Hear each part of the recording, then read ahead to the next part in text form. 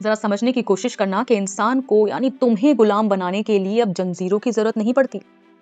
अब आपके इमोशंस का इस्तेमाल होता है।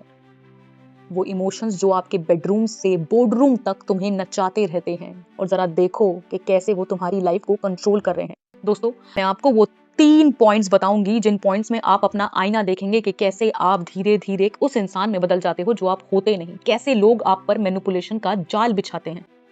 पॉइंट नंबर 1 है द मिरर पर्सोना, यानी आपका अक्ष छीन लेना। दोस्तों, तुम उन लोगों की तरह बात करने लगे हो जिन्हें तुम पसंद भी नहीं करते। तुम वो चीज खरीद रहे हो जिसकी तुम्हें जरूरत ही नहीं है, और सिर्फ इसलिए कि किसी ने तुम्हें इनसिक्योर महसूस कराया। इसे कहते हैं आइडेंटिटी कॉलोनाइजेशन। तुमने कंफर्ट के नाम पर अपनी आजादी बेच दी है। तुम उस सुनहरी चिड़िया की तरह हो जिसे पिंजरे के फल इतने पसंद आ गए कि वो अपनी उड़ान ही भूल चुका है। यानी तुम इस नकली जिंदगी में इतना खुश रहने लगे हो कि तुम्हारे अंदर का असली इंसान मर चुका है। इसलिए अब बहुत सारे लोग तुम्हारे साथ रहना शायद पसंद भी नहीं करते, क्योंकि जिस इंसान के साथ वो जुड़े थे अब वो तुम इंसान रहे ही नहीं। पॉइंट नंबर 2 है द गिल्ट एंकर। अब ये मैनिपुलेटर एक और तरीके का इस्तेमाल करते हैं, यानी ये लोग तुम्हारे पैरों में एहसानों की बेड़ियां बांध देते हैं। जैसे कि मैंने तुम्हारे लिए कितना कुछ किया है, बचपन से तुम्हारे लिए इतनी सारी चीजें करी है, मैं तुमसे कितना प्यार करता हूँ, तुम्हें इतना भी काम मेरे लिए नहीं कर सकते। दोस्तों, ये वो जहरीले वाक्य हैं जो तुम्हारी ना कहने की हिम्मत को पूरी तरह कुचल देते हैं। तुम अच्छे नहीं बन रहे, तुम कमजोर बन रहे हो। जब तुम किसी के एहसान के नीचे दबकर अपनी इच्छा मारते हो, तो तुम अपनी इज्जत की बाल्टी में खुद एक एक करके छेद कर देते हो, और बाद में खुद को पहचान नहीं पाते कि मैं हूं क्या, क्योंकि तुम्हारी लाइफ में वो फिल्टर तुमने अब तक क्रिएट किया ही नहीं।